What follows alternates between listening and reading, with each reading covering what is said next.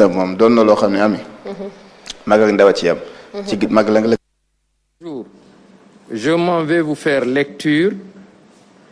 du communiqué 136 du ministère de la Santé et de l'Action sociale de ce mercredi 15 juillet 2020. Le ministère de la Santé et de l'Action sociale a reçu les résultats des examens virologiques ci-après. Sur 804 tests réalisés, 126 sont revenus positifs, soit un taux de positivité de 15,67%. Les cas positifs sont répartis comme suit. 90 cas contacts suivis par nos services, 2 cas importés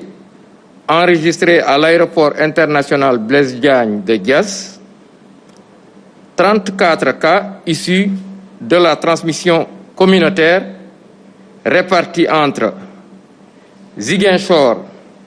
6, Popenguine 3, Cambérène 2,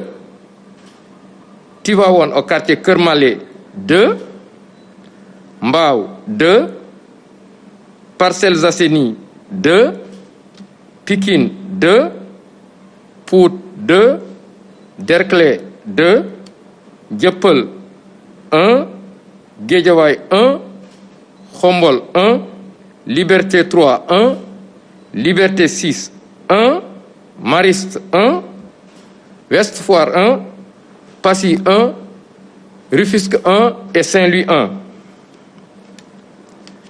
25 patients hospitalisés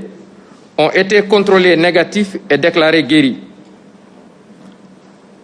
37 cas graves sont pris en charge dans nos services de réanimation. 3 décès ont été enregistrés ce mardi 14 juillet 2020. L'état des autres patients est stable. À ce jour, 8369 cas ont été déclarés positifs, dont 5605 guéris, 153 décédés et donc 2610 sous traitement. Le ministère de la Santé et de l'Action sociale présente ses condoléances aux familles des disparus, souhaite un prompt rétablissement aux autres malades encore restés dans nos services. Et le ministère de la Santé recommande également aux populations le respect des mesures de prévention individuelle et collective, tout en rappelant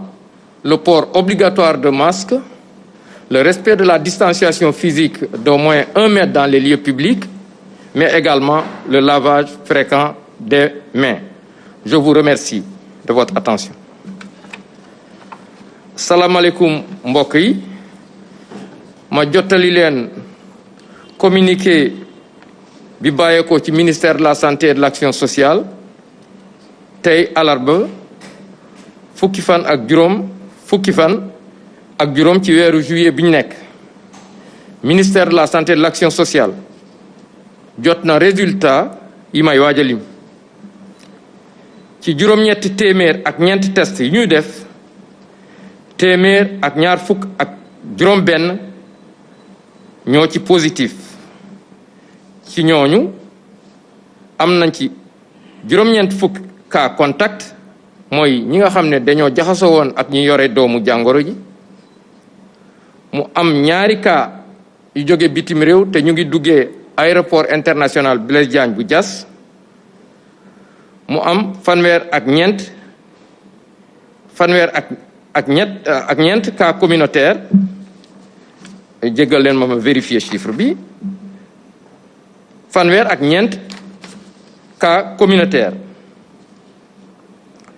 ci fanweeri ak ñeent cas communautaire mooy ñi nga xam ne dañoo jot ci doomu jàngoro ji te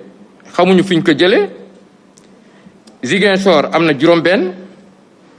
Popenguine am na 3, Cambérène am na ñaar Tivaouane ci Kër Mallé am na ñaar Mbao am na ñaar Parcelles Assainies ñaar Pikine ñaar Pout ñaar Touba ñaar Derklé benn Jëppal benn Guédiawaye benn Xombol benn Liberté 3 benn Liberté 6 benn Mariste benn Ouest Foire benn Passy benn Rufisque benn Saint-Louis benn ñaar fukk ak juróom ñi entré woon hôpital am nañu tan ba dinañu wér ci bés dinañu maanaam am nañu tan wér nañu maanaam te dinañ génn bésu tey bu ci yàlla àndee fanweer ak juróom-ñaar ñu ngi ci service réanimation ñett ñàkk seen bakkan niki démb talaata fukki fan ak ñeent ci weeru juillet bi ñu nekk ñeneen ñi des ñu ngi am tan ci bésu tey dalee ko ci kaw bu njëkk bi mbas mi duggee ci Sénégal jot nañu wàññi juróom-ñetti junni ak ñetti téeméer ak juróom-benn fukk ak juróom-ñeenti cas ci ñooñu nag juróomi junni ak juróom-benn téeméer ak juróom wér nañ ci téeméer ak juróom fukk ak ñett ñàkk nañ seen bakkan mu des ñaari junni ak juróom-benn téeméer ak fukk ministère de la santé et de l'action sociale mu ngi jaal ñi nga xam ne dañoo ñàkk mbokk yi nga xam ne am nañu ñu wàññeeku ci seeni malade yi nekkoon hôpital di ñaanal ñi des yàlla fëgg seen bopp ba ñu génn ak jàmm ministère de la santé et de l'action sociale mu ngi leen di ñaaxaat encore ngeen gën a sàmmonte ak digle yi ñu joxe woon te digle yooyu nag am nañ ci li nga xam ne mooy nit ñi nañu jëfandikoo seeni masque di fexe fépp fi nga xam ne dañ fay suñu génnee aussi wala di tase ak mbooloo fi mbooloo di daje daal fexe ba képp ki nga xam ne yaa ngi dend ak moom wala nga janoo ak moom na lu toll mètre dox seen diggante di sopp loolu raxas seeni loxo fu ngeen toll ministère de la santé et de l'action sociale mu ngi leen di sant di leen gërëm wasalaam